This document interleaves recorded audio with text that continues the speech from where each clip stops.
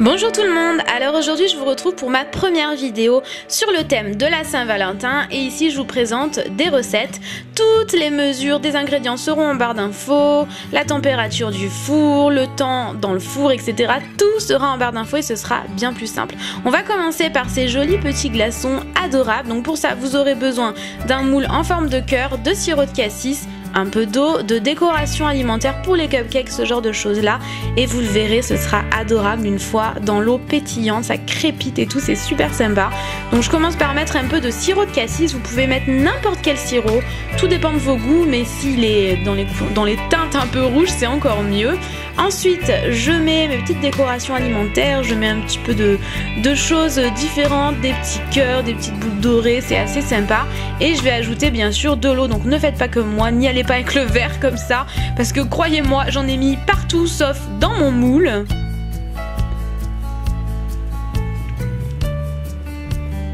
On a commencé par faire ça parce qu'il va falloir le laisser dans le congélateur. Moi j'ai laissé toute la nuit, personnellement je l'ai fait un jour avant. Ensuite on va passer à une mousse au chocolat blanc et c'était absolument délicieux avec un peu de confiture. Donc pour ça vous aurez besoin de chocolat blanc, de sucre, de confiture, celles-ci sont bio donc je ne peux pas vous en recommander, de verrine, donc moi c'est des verres à Nutella, et d'une pincée de sel. Alors je sépare le jaune du blanc, c'est très important de bien séparer le jaune du blanc. Moi c'est une catastrophe, je déteste faire ça, mais bon c'est pas grave, je l'ai quand même fait, j'ai quand même réussi. Ensuite, si jamais vous avez quelqu'un pour vous aider, c'est le moment. Une personne fait cuire le chocolat blanc avec un peu d'eau. Donc il faut bien rester, il faut remuer tout le temps, donc il faut vraiment rester au-dessus. Et vous, pendant ce temps-là, par exemple, vous battez à l'aide d'un batteur électrique, c'est plus simple, les blancs en neige. Si jamais vous pouvez retourner comme ceci votre récipient, c'est que c'est bon. Maintenant, je prends mes jaunes d'œufs et mon sucre, j'incorpore au fur et à mesure, je l'ai fait en 2 fois me semble-t-il, ou 3, et je mélange au fur et à mesure jusqu'à ce que ce soit homogène. J'espère que vous ne l'entendez pas trop, mais j'ai un petit peu la voix cassée. Une fois que le chocolat blanc est devenu comme ça, c'est que c'est bon. On va pouvoir ajouter le mélange de sucre et de jaune d'œuf à l'intérieur. On mélange donc hors du feu, hein. Moi je l'ai vraiment fait hors du feu. Et voilà, c'est aussi simple que ça, c'est très facile. J'incorpore ensuite au fur et à mesure à mes blancs montés en neige. Essayez de le faire le plus délicatement possible pour ne pas casser la mousse. Sinon ce ne sera plus mousseux et c'est un peu le but d'une mousse au chocolat.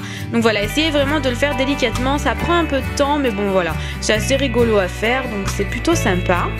Je l'ai vraiment fait en plusieurs fois, hein. Je crois que je l'ai fait en 3 ou 4 fois quand même d'incorporer ma préparation et une fois que vous obtenez ça, c'est que c'est bon. Dans mes verres à Nutella qui sont très sympas, je mets ma confiture de fraises, vous pouvez très bien prendre de la confiture de framboise, mais il me semblait que si jamais c'était bien rouge, c'était quand même assez sympa. Et j'ajoute ma mousse, je vais laisser... ensuite au frigo mes mousses histoire que ça prenne bien au frigo pour ensuite ajouter la décoration. Maintenant on va passer à ce rainbow cake en forme de cœur. Mon moule en forme de cœur vient de chez Ikea, vous pouvez le trouver toute l'année chez Ikea. Et j'ai fait un rainbow cake rose pâle et un rose un peu plus fuchsia et je trouvais ça assez sympa. C'était mon premier donc j'étais quand même assez contente de moi. J'ai besoin donc de lait, de beurre, de crème liquide, des œufs, un sachet de sucre vanillé, un sachet de levure chimique, du sucre, de la farine.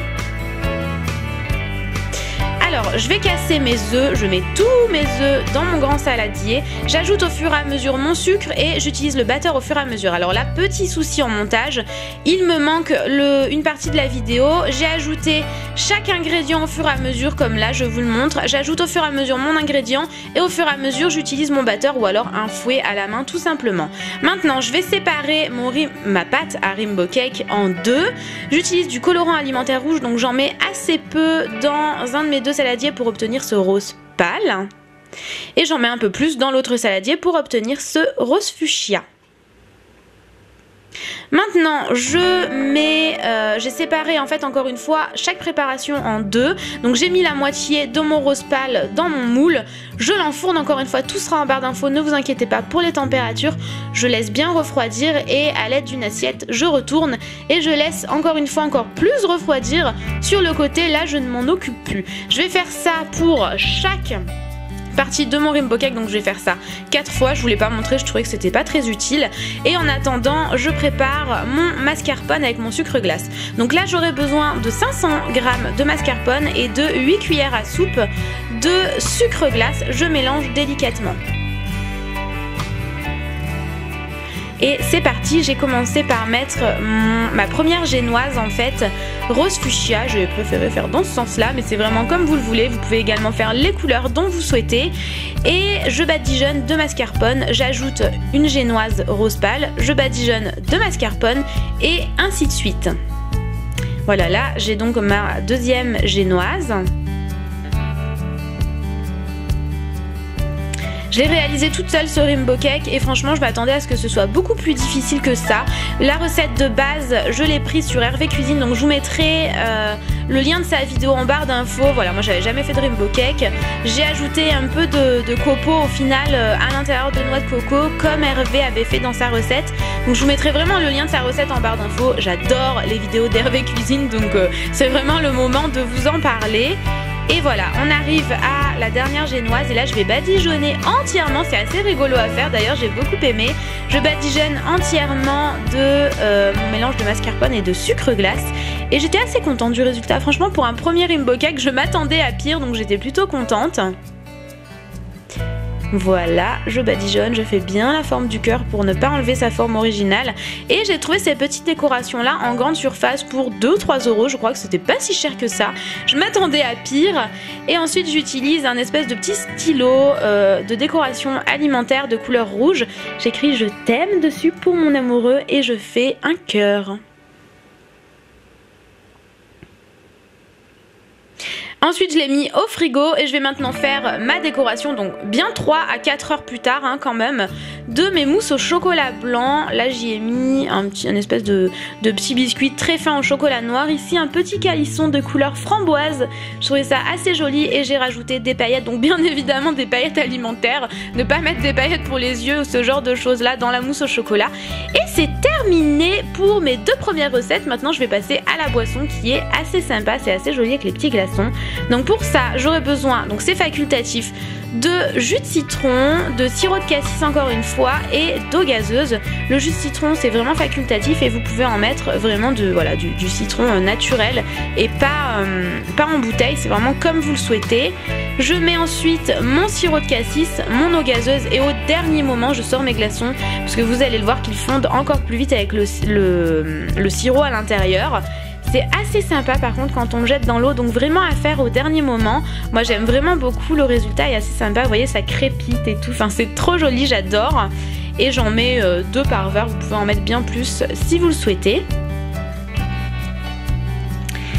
Et voilà, les recettes sont terminées, j'espère que ça vous aura plu. N'oubliez pas que vous avez toutes les informations de temps de pause au frigo, du four, etc. Les mesures dans la barre d'infos, donc n'hésitez pas à aller la checker. J'espère sincèrement que ces petites recettes vous auront plu. Je vous fais d'énormes bisous et je vous dis à bientôt. Ciao ciao.